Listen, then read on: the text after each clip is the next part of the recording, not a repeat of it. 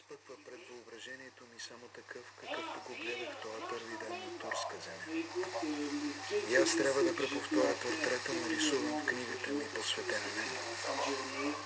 Той стои пред очите ми, все такъв, с бял арнотски фест и тъмен шалм на хубава орла.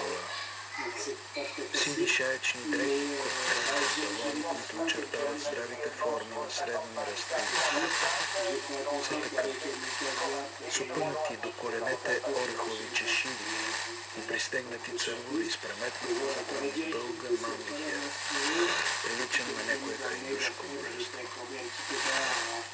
Аз още се заглеждам в големите кафяни, които озаряваха неговото мъртво лице с поглед обикновено кротък, но готов да заблести като нож при всяка тревога.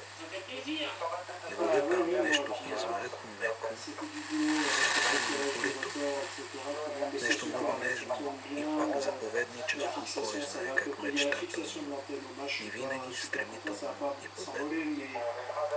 Ловя това, което беше самият Гоце, своята мисъл и чувство, своята